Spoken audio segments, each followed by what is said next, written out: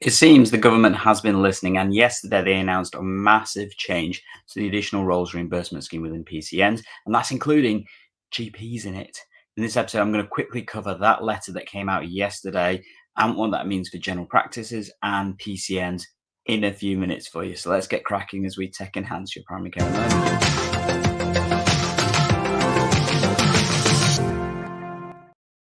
Hello, AGP learners, and this is a really quick episode talking about one of the big changes that have happened in PCNs overnight, and that's the GPs being included in the additional roles reimbursement or ARRS scheme, as announced by Wes Streeting, and what that means for PCNs, practices, and everybody else and stuff. So this is in relation to the letter that is now currently live on the NHS England website, and I'm going to cover that in a second, and what this may potentially mean, because unfortunately the details of this are still yet to be confirmed in some aspects, but we're going to cover what we do know right now for you. So I'm going to bring on that letter for you right now. So you can get to this through the NHS England website. It's dated the 2nd of August. If you know how to find them from our previous episodes, that will be there. Just a quick thing, Andy's not here just purely because he's on away and stuff and things.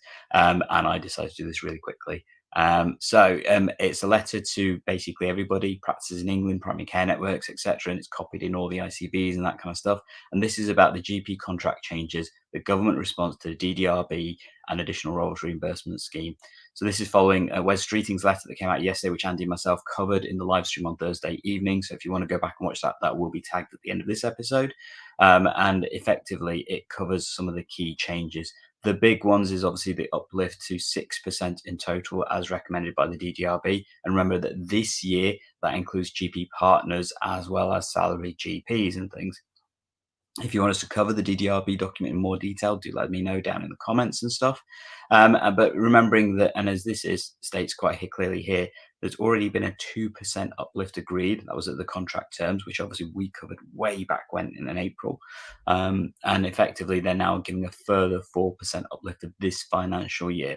This is one of those quick changes that Wes Streeting has made as a result of the ballot, although given the timing and the speed of which happened, it sounds like they were planning on having this in the back pocket ready to go to release and stuff, obviously, when the ballot results came out and stuff. Effectively, they're looking at how this money will flow, and basically the DDRB thing will be an uplift to the global sum to cover all practice staff, as it mentions here, not just GP partners and salary GPs. So it does state this includes practice nurses, reception management, and other practice staff. Now, one of the things I've seen in a lot of the forums is, well, we've already given our staff an uplift for this financial year. Does that mean we still have to give them an additional 6%? No, if you're trying to honour the terms of what this suggests, you would uplift them to a total of 6%. And obviously, if they've already had more than 6%, if you've been able to manage that, which I'd be amazed to see if many people could do, then obviously you wouldn't need to give anything further at that point. And this should be backdated in the next payments that come to practices in the coming months and stuff.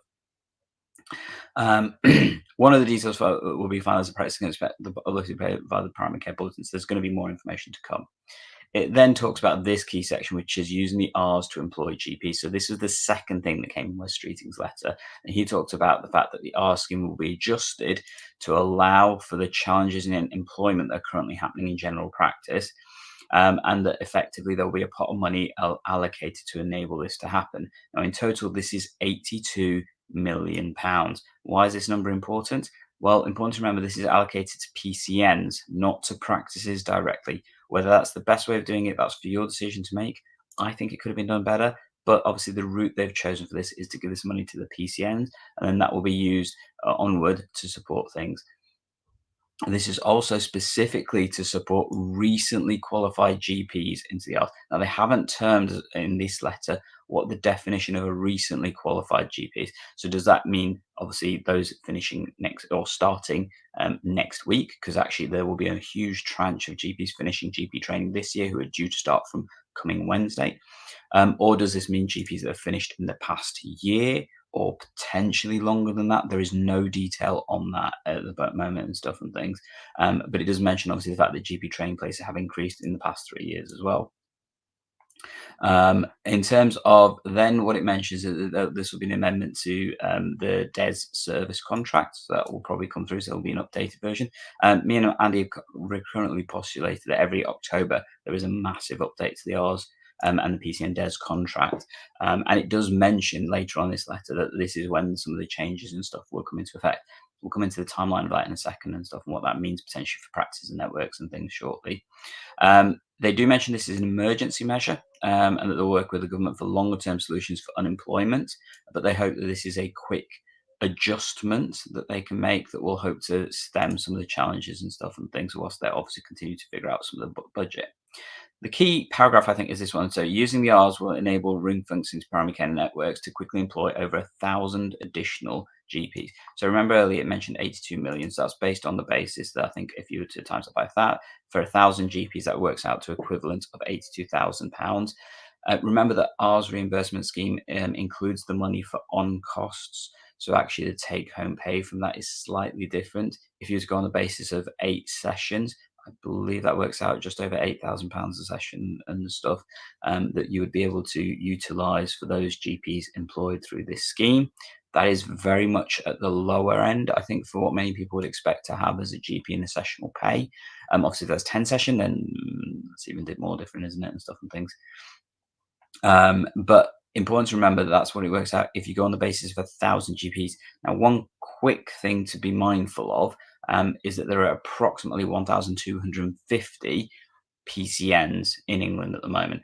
So actually, that does assume that there won't be full-time equivalents for every network. So I'm guessing there'll be an adjustment based on PCN population sizes. So I don't think it is going to be like it has been for the ACPs, where it's one per network fixed. I think it is going to be based on your population size. Otherwise, I'm afraid this doesn't quite work in the way that it's intended, I think. But obviously, we will need some more details and stuff. The like I said, does say recently confirmed obtained their certificate of training. So again, it doesn't specify the timeframes, and this is the key thing that I can mention. So the PCMs will be able to draw down the funding from October 2024. So this won't start till October. There is a couple of months where this will need to function. Now, one of the challenges when we've had these changes announced and stuff to PCN finances and stuff is it takes a while for a lot of this to filter down and for people to know what they can and can't do. Increasingly so, this is an issue for this year because actually a lot of PCNs would already have committed their total ARRS budget. So therefore, they would probably have it in their mind set what they need to do. Now, important to recognise that they have mentioned somewhere on this, and I've lost where it is, I'm afraid, that this money is ring fenced. So this pot of money is specifically only for GPs, but more importantly, the existing ARRS scheme is also ring fenced so that that can't be used for GPs additionally, so that the two pots can't be blended, unlike, for example, the leadership funds, which have been blended this particular financial year. So there's no risk to those currently employed PCN staff. And also, you can't use the existing PCN budgets to hire GPs. Still, it is just this additional pot that will be allowed to be used to hire GPs. So I think that's a key clarification that we need to be aware of and stuff and things in terms of how this will work. They do mention that they recognise the course to include practice nurses, but they made quite clear that this is just an immediate change they're making to stem the issues with current GP unemployment that's currently happening and stuff, and particularly among the newly qualified GPs, and that's the recurrent theme that comes through from this letter. This letter is signed by both Dr. Amanda Doyle and Dr. Claire Fuller, National Directors for Primary Care and Primary Care England and stuff. So it's a really rapid change, a really quick change that's come through. I guess there's lots of buzz on a lot of the forums and stuff as to how much impact this will actually have for practices, for PCNs and stuff. And I think there's a lot of logistical challenges. If you're thinking about the time frame of this, so a lot of networks will be really confused, to be honest, of how to make this work. Because most networks tend to have officer-led meetings either monthly or every few weeks or so. There may need to be some rapid discussions to have this organised in time for October. And again, until we've got the details of how the funding will actually come through, I'm assuming it'll come down as the ARRS funding and many will have to go from there. But don't forget, you'll need to add in management costs, on costs, all these kind of things. So actually, the headline figure will be less in terms of what those newly qualified GPs will be able to earn. There may be some who feel that's not enough money. And don't forget, if you're looking at this from PCN perspective, how do you allocate that GP to particular practices within the network? It's dead easy if you're one practice, one network. That's not a problem. If you are multiple practices in one network, actually there's some real challenges. And then will they be thinking about, can they create either single-use hubs, for example, or other kind of schemes where they can have GPs acting as either oversight or support for those particular things. And again, that takes organizational aspects. You've then got IT access, which as ever is a challenge in general practice in terms of particularly working multi-sites and stuff. So I think there are a lot of governance aspects that need to be understood and figured out in this process. And unfortunately, it's not as simple as here you go, here's some money and make it work, because it doesn't work like that in general practice and stuff. But I will point out this is a welcome change. Is it enough? I don't think so to stop the problems we've got. But actually, in the letter, they recognise that this is not where they're stopping. This is the first step of the changes that happen in general practice. So I think we will be increasingly seeing what happens more. Obviously, some of that may play into collective action. If you want to understand more about collective action, check out this episode, which is myself and Andy talking significantly about those details and stuff. And ultimately, we'll always be here to help tech enhance your primary care and learning. And I will catch you in the next episode.